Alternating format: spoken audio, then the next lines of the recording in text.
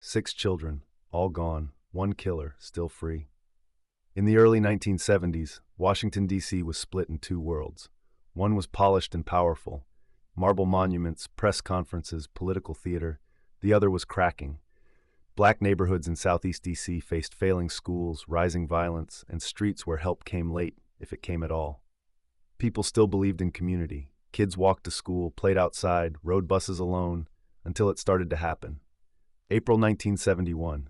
A 13-year-old girl left her house for a quick errand. She never came home. A few months later, another disappeared. Then another. No headlines. No answers. No urgency. But someone was hunting, watching, waiting.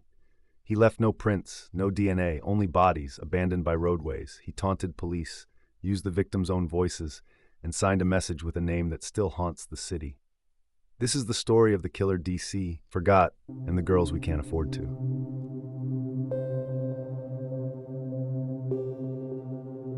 April 25, 1971, a humid Sunday in Southeast D.C., 13-year-old Carol Denise Spinks was asked by her older sister to make a quick trip to the 7-Eleven on Wheeler Road. It wasn't far, just across the street.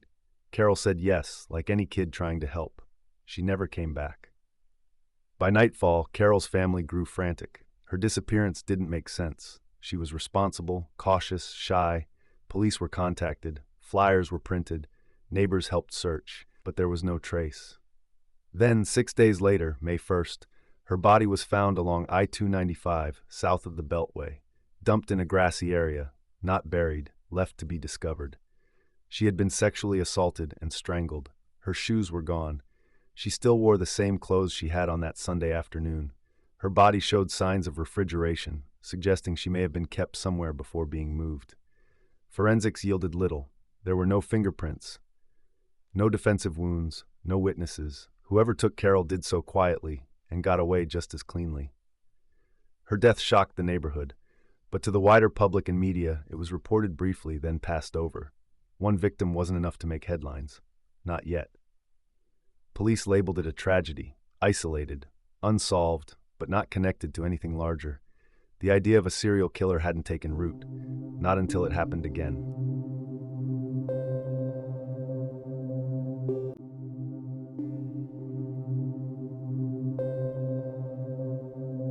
July 8, 1971, less than 10 weeks after Carol's death, 16-year-old Darlenia Denise Johnson left her home in Northeast D.C. for work. She never arrived.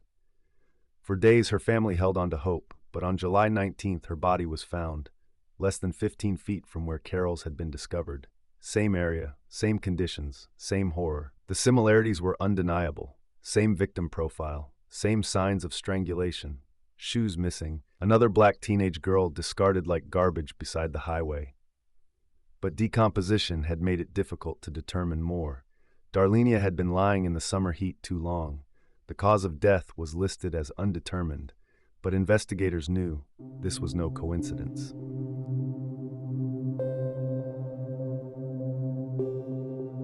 July 27, 1971. Just 8 days later, 10-year-old Brenda Faye Crockett vanished while walking home from the store. Hours later, the family phone rang. It was Brenda. She was crying, scared. She said a white man had taken her, driven her to Virginia, and was treating her well. Then she hung up. Moments later, she called again, this time speaking to her mother. Brenda repeated the same story, but investigators would later say it didn't add up. She was likely being coached. The details, Virginia, a white man, were probably false leads forced on her. The next morning, her body was found off U.S. Route 50. She had been strangled. Her shoes were missing, her socks turned inside out.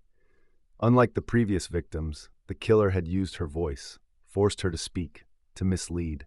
That level of psychological manipulation changed the profile completely.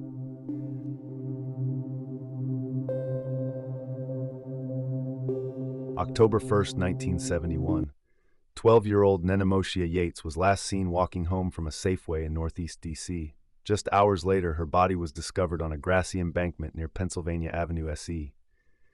She had been strangled with her own scarf. Again, no shoes. Her age, her race, her location, all matched the others. The city was beginning to understand this wasn't a fluke.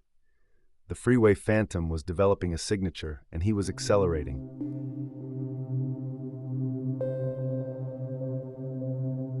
November 15, 1971.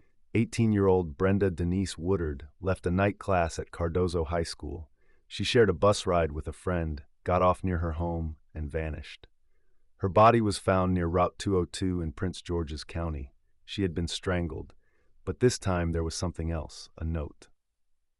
In Brenda's coat pocket was a handwritten message, dictated by the killer, but written by Brenda herself.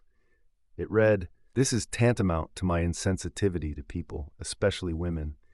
I will admit the others when you catch me if you can. Freeway Phantom." It was the first time the killer gave himself a name. The message was chilling, arrogant, and it confirmed the police's worst fear.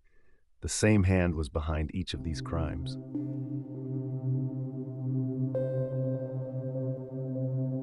September 5, 1972. Nearly a year later, 17-year-old Diane Denise Williams had just finished dinner with her boyfriend. She took the bus home. She never made it. Her body was discovered off I-295, not far from where it all began. Like the others, she'd been strangled. Her shoes were missing. Her case had the same cold footprint. No signs of struggle, no answers. Then, nothing. The Freeway Phantom stopped. By late 1972, 6 young girls had been found dead, strangled, dumped near the same stretch of roadways, black, young, all from Washington, D.C. The D.C. Metropolitan Police Department formed a joint task force with the FBI and Prince George's County Police. It became one of the most intensive investigations the city had seen. Hundreds of leads were tracked, hundreds of suspects questioned, but every road led nowhere. One group, the so-called Green Vega Gang, became a major focus. The name came from the car they allegedly used in a string of abductions, a green Chevrolet Vega. Multiple gang members were suspected in sexual assault cases across the region. At one point, one of them even confessed to the Phantom murders. But the confession unraveled. Under questioning, the details didn't hold. The timeline didn't match. Prosecutors dropped the charges. Another dead end. Another suspect, Robert Askins, a convicted murderer with a long history of violence against women. In the 1950s, Askins had poisoned and strangled women in D.C. He was intelligent, cold, already serving time, and he lived near where some of the victims were last seen. When police raided his home, they found disturbing writings, anti-woman rants, notes eerily similar to the language in the Phantom's letter. But even then, no match, no fingerprints, no physical evidence, nothing solid enough to make an arrest. The technology of the time limited investigators. There was no DNA profiling, no digital surveillance, no national crime database, and so they were left with interviews, hunches, and silence. As years passed, the task force was quietly disbanded. Files were boxed and shelved. Leads went cold. The Freeway Phantom had vanished, and all anyone had left were questions.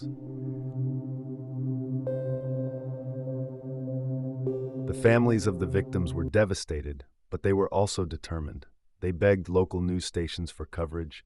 They handed out flyers, called press conferences, organized searches. But their pleas were often ignored. In the early 70s, missing black girls from working-class communities didn't make front-page news. Their stories were buried beneath headlines about political scandals and the rising crime rate.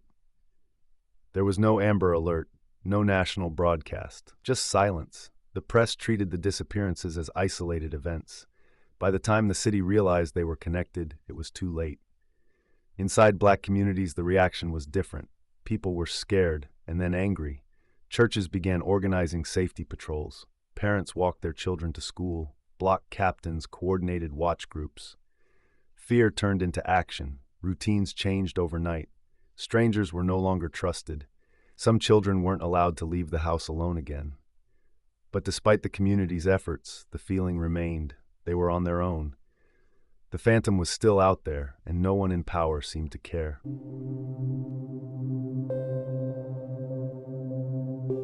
With the last known victim found in September 1972, the killings stopped. No more bodies, no more notes, just silence. Why did he stop? That question still haunts investigators. Did he die, move to another city, or did he change his methods so no one would ever connect the dots again? Some theorize the Freeway Phantom may have been a local man, possibly someone familiar with law enforcement procedures. He knew how to avoid detection, how to leave no trace. He struck and vanished. Others believed he may have been part of a larger ring, that the crimes were coordinated, that the phone calls, the note, the manipulation, it was all the work of someone who thrived on control and fear. One theory even suggested the killer was someone who worked in or around the school system, someone with access to children, who knew their routines, their vulnerabilities. But every theory had a hole. Every suspect had a gap. There was no confession, no DNA, no closure. And as the years passed, memories faded, witnesses died, evidence degraded in boxes. The case file became a ghost, opened and closed by generations of detectives, always ending the same way: unsolved. More than 50 years have passed. The neighborhoods have changed. The buildings look newer, but the pain never left. Not for the families, not for the community. Some of the victims' mothers lived the rest of their lives without ever getting answers. Others still hold out hope that someone, anyone, will come forward. The case is still open. The files still exist, but so do the wounds. The silence around these murders became a symbol of something deeper. Who gets justice and who gets forgotten? The Freeway Phantom didn't just steal lives, he stole peace. He left behind trauma that spanned generations, children who grew up with fear, parents who died without closure, and yet they are remembered by their families, by their neighborhoods, and now by us. These girls were not just victims. They were lives cut short, stories never finished. The scars they left on Washington, D.C. are still there, not always visible, but permanent. The Freeway Phantom case remains open. Cold cases stay cold when no one speaks, but all it takes is one voice to change everything.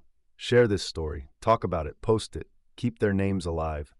These girls mattered, they still matter, and justice, even decades late, is still worth fighting for. We haven't forgotten, and we never will. If you're intrigued by unsolved mysteries and chilling cases, check out my playlist, True Crime Murders and Disappearances, for more unsolved cases.